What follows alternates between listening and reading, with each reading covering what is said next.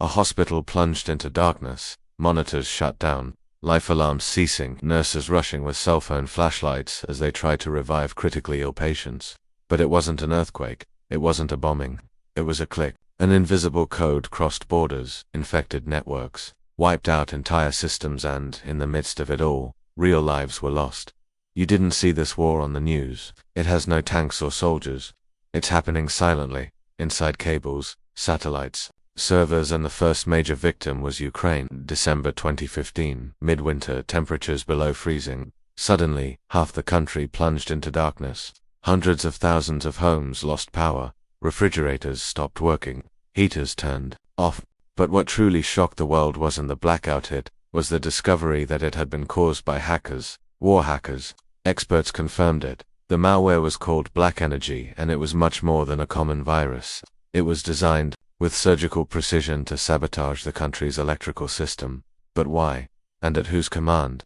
The response would come with even more terror. The attack was merely a rehearsal for something bigger. Russia was testing its cyber arsenal, and Ukraine was just the testing ground. This was the first time in history that a digital attack took down a country's physical infrastructure in such a coordinated manner. Not a single bullet was needed, just lines of code, camouflaged, penetrating firewalls, taking down shields, breaching invisible protections. But that wasn't the scariest part. The scariest part is that no one reacted. The world watched and remained silent. Because this type of war still has no laws, no treaties, no protocol, and in this silence, new offensives were being prepared. Because if it's possible to wipe out a country with a virus, what else can be done? What would stop someone from attacking a hospital, a refinery, a transportation system? This is the war no one wants to see. The war that can be won with a keyboard. And it has already begun. Long before any hospital was wiped out with a click. Before a satellite was hijacked from space or a nuclear power plant held hostage by a remote command. This war was already being written with silence, espionage, and broken promises. Let's go back a few decades. When the Cold War ended, the tanks retreated, but the codes advanced. The superpowers needed new ways to win without raising dust. This is how the first military viruses began to emerge.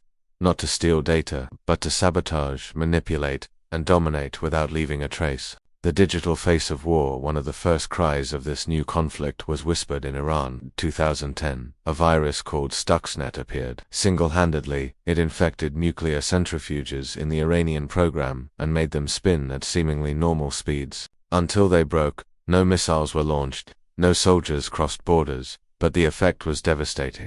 Everything pointed to joint authorship between the United States and Israel, and the world understood. Now it was possible to destroy a country from within without anyone noticing. It was the birth of modern cyber warfare, and what followed was an invisible arms race. Countries like China, North Korea, Iran, and Russia all began forming their own hacker armies.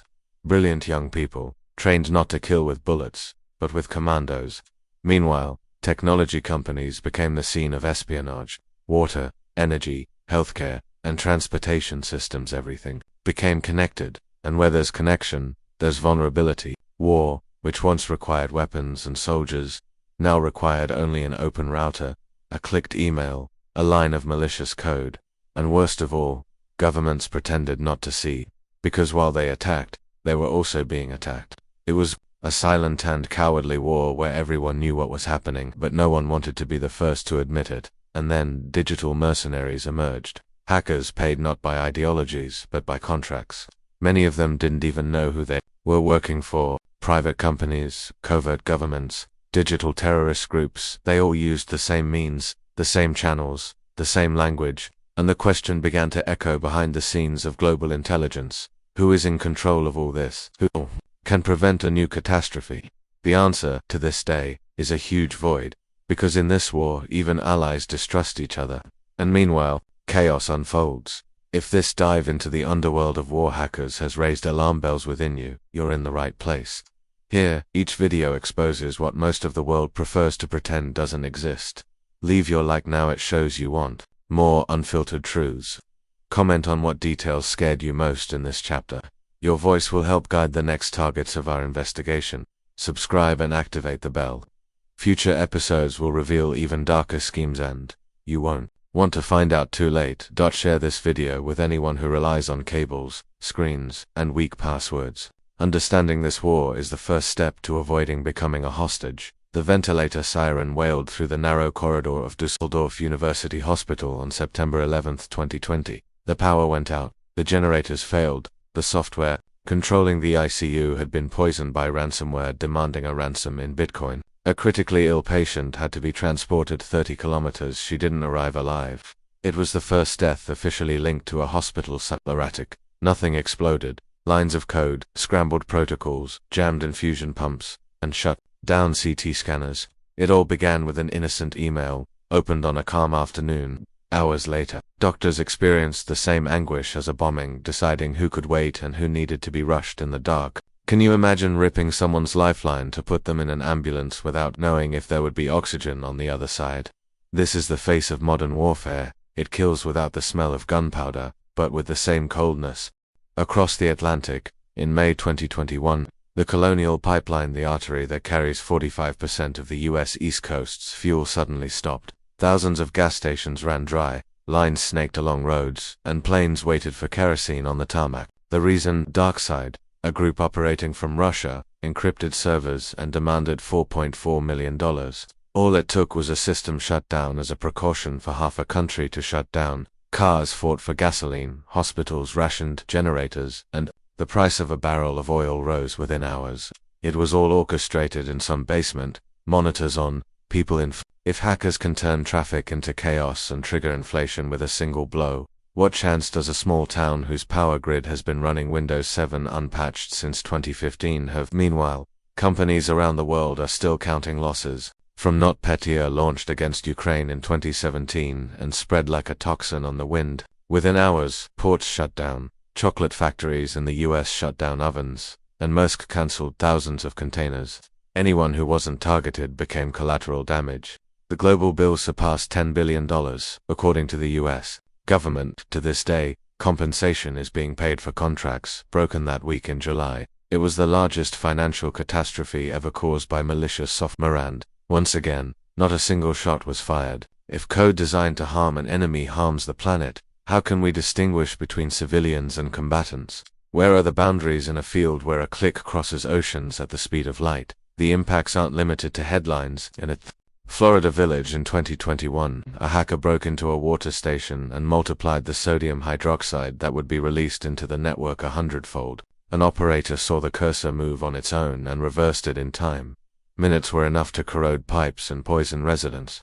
In São Paulo, a dairy cooperative was shut down for 5 days because refrigeration systems crashed after a phishing email sent to an intern. 1,000 liters of milk went sour, and dozens of families lost income. The digital war is in the tap, in the refrigerator, on the bus. Every misconfigured router becomes a sleeping grenade. How many bombs like this are waiting for the next click to explode in our daily lives? And then the bill arrives. Cyber insurance premiums have risen 30% in 12 months. Countries are testing offensive retaliation laws, allowing companies to counterattack attackers. But how do you prove authorship in a maze of proxies and VPNs? Colleges graduate engineers without funding for a security course. SOC analysts work nights for mediocre salaries, while CEOs skimp on firewalls to please shareholders.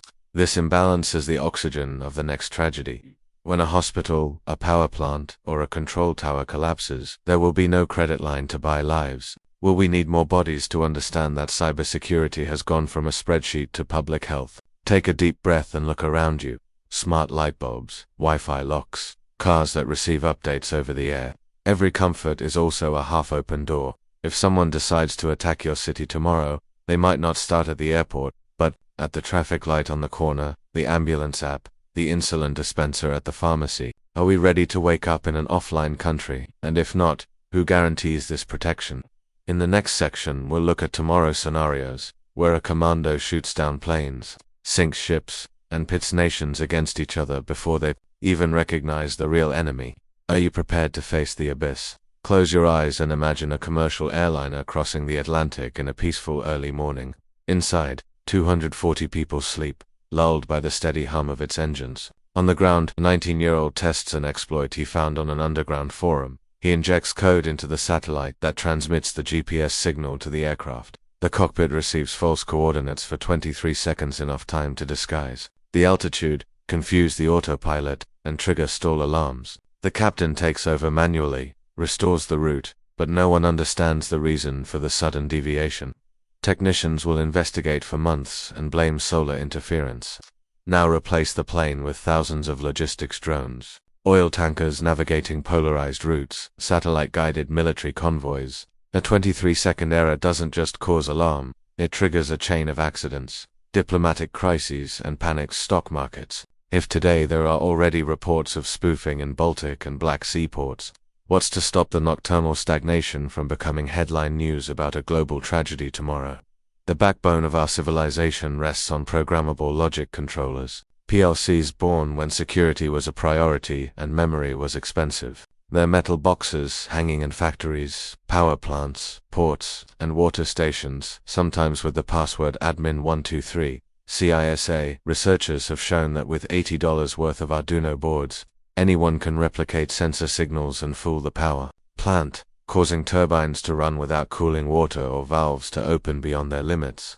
In 2024, the Texas Power Company nearly lost to substations when a worm called frostbite spread through remote SCADA panels. The only reason a blackout didn't occur was because a suspicious veteran technician physically isolated the panel by pulling the main circuit breaker. For every frostbite detected, how many dormant malware files wait for a cron job to awaken? On scheduled dates, most will never be discovered until the lights go out for good, and then there will be no backup to solve the problem. Add to all this generative artificial intelligence voice, deepfakes, that fool dispatch centers, models that writes hyper-personalized phishing messages, bots that map weaknesses in any firewall published on Shodan in seconds. Imagine autonomous ransomware that spreads, negotiates ransoms in dozens of languages, and instantly converts cryptocurrencies, all without human intervention. If WannaCry caused billions in 2017 by operating virtually blindly, what will code that learns from each target do? Cambridge and Tokyo are already testing entirely AI-based red teams to predict defenses. On the other hand, groups like Lockbit are researching the same. When offensive and defensive forces are guided by machines, the speed of combat will surpass human capacity to respond. Blackouts will cease to be events, they will become intermittent routines, like storms, banking system outages at payroll time, hospitals switching to diesel generators while surgeries await reconnection. Who will have the stamina to live in a world where electrical stability is a privilege? And then there's the specter of misattribution. Forensic analysts talk about false banners, lines of code planted to incriminate rivals. Imagine a payload that looks Russian but is written in North Korean. Servers in Tehran disguising a Chinese. Attack on Australian mining companies. In 2023, NATO nearly triggered Article 5 when a hack of the Polish railway system displayed strings in. Hours later, they discovered it was a Belarusian hacktivist group trying to provoke retaliation. Next time, the investigation may not be so swift. A real missile can respond to a faked virtual attack. The line between cyber and kinetic dissolves. If the enemy knocks out your hospital, which city do you bomb? It's in this vacuum that opportunistic actors thrive, selling false flag operations as a service. The risk isn't just technological, it's geopolitical, it's moral. We may be a ping away from a war no one wanted, but everyone fueled through negligence. Faced with this scenario, three paths emerge. The diplomatic one, a digital Geneva Treaty that prohibits attacks on civilian infrastructure, creates a minimum security seal for PLCs and mandates transparency on government backdoors. But who monitors superpowers that haven't even ratified environmental conventions? The strict one, shielding themselves like Israel, investing 8% of GDP in cyber defense, training every citizen from school onward, expensive, elitist, and exclusionary for poor countries. The chaotic one, continuing as we are, accepting that critical failures are the cost of progress, relying on luck and community resilience. ANISA experts warn, if we adopt the second path, small nations will be held hostage by foreign consultancies. If we choose the third, collapse will come in installments, like the digital climate crisis. We lack political courage for the first, money for the second, and the lucidity to abandon the third. Which one do you think will prevail? Perhaps the future will be decided in the next election, in a single budget line, or in the next update, ignored because rebooting takes time. The enemy doesn't sleep, it evolves in real time, indexing vulnerabilities day and night. monetizing each flaw before it's even made public.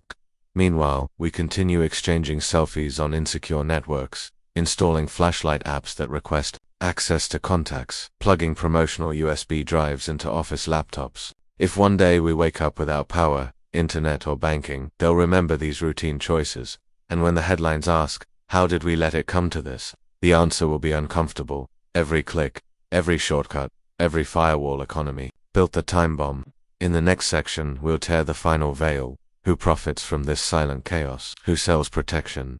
And who sells vulnerability? Because, at the end of the day, digital warfare is also a business, and whoever controls the market controls the battlefield. Are you coming? When the lights go out and the generators sputter, the first question is usually, who did this? Rarely is anyone asked why, but the uncomfortable truth is that someone always wins when a system goes down. Every data breach triggers security company stocks. Every ransomware sold on the black market injects millions into anonymous wallets. Every blackout scare prompts parliamentary approval of emergency funds.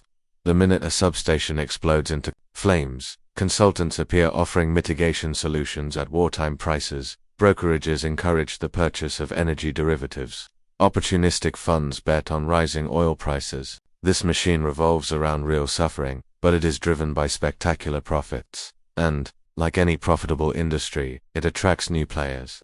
Patriotic hackers transform into chaos entrepreneurs, selling attacks as a service subscriptions. With 24/7 support, cloud infrastructure, and guaranteed antivirus updates, every human error becomes a revenue boost. The financial heart of this machine beats in glass-enclosed offices in Tel Aviv, Singapore, and Austin. Their vulnerability brokers trade 0 days as if they were barrels of oil. The more critical the flaw, the higher the bid. Governments pay in silence. Corporations lobby to be warned before the rest of the planet. Authoritarian regimes buy exploits to silence opponents. A vulnerability in a Siemens controller was worth $2 million in 2025, surpassing the average price of a used fighter jet on the black market. Companies that discover bugs decide, sell them to the manufacturer for a modest reward, or auction them off underground for 50 times more. The logic is simple: risk becomes an asset. Threat intelligence reports, once free, now require 6-figure annual subscriptions. Those who don't pay read the public summary months late. In this ecosystem, information is ammunition, and exclusivity time is gunpowder. On the other side of the counter, cybersecurity giants capitalize on the panic. White papers paint apocalyptic scenarios that the authors themselves admit, off the record, are conservative. Low numbers don't sell licenses. Every pop-up about critical risk convinces CFOs to cut scholarships to fund firewalls. Startups promise predictive intelligence, but their models are trained on attack logs generated by the same groups they combat. A vicious cycle where the bad guy creates demand for the detective. Cybersecurity ETFs hit record inflows the day after the Colonial Pipeline attack. The greatest irony: the company that fails to prevent a disaster becomes a marketing case to sell the premium version. Software that will supposedly prevent the next one. The disaster creates a stage, the victim creates a showcase, and the cycle closes. And in the digital underground, keyboard mercenaries flourish. Marketplaces like Hydra and breach forums are reborn every time the FBI takes down a domain. Their power plant administrator credentials cost less than a pair of sneakers. Ransomware kits come with a graphical interface, Telegram support, and a conversion dashboard. How many machines, how much ransom, which country pays fastest? The creators keep 20% of delivery app logic. Junior hackers receive bonuses for each encrypted file, in a pyramid scheme of fear where despair is the currency. Conniving exchanges launder tokens in seconds, protected by regulatory havens. Thus, crime scales like a startup, seed round, Series A, moral IPO, where the valuation is the sum of hostage servers, and each victory reinforces the mantra: defense is expensive, better to pay. A mentality that funds the next wave. While analysts compete for contracts and hackers vie for targets, ordinary citizens binge-watch series without realizing their router has become a botnet springboard. Every ignored firmware updater is a soldier recruited in secret, ready to take down hospitals a continent away. Mayors announce smart cities but forget to audit the code that controls traffic lights. We press accept without reading the terms, enable microphones in children's toys, and connect refrigerators that don't need internet. Comfort cradles danger, convincing us that the threat is fiction. until water, wages, and medicine run out. We realize we've handed over the keys to the fortress for free. That's when the question becomes a cry. If we're part of the attack surface, what's our responsibility in this war? We've reached the wound that won't heal. After each attack, the ritual repeats itself. Headlines, promises of legislation, protection, packages. But behind the scenes, the same profit makers block regulations to maintain their margins. Who puts a price on our peace of mind? How many deaths justify the next antivirus patent? And who profits from all this? That's where the game changes. Because only by following the money can we understand the minefield. The solution could be public code audits, digital education from childhood, treating security as a social right like drinking water. Perhaps it involves recognizing that every update is a political act. Every strong password is a vote against barbarism. Until then, we live trapped in an electric Russian roulette, waiting for the click to become a trigger. And down here, who controls the digital war? If it's not us, someone is already making money to keep that answer out of your reach. Sleep with that noise, because the enemy doesn't sleep.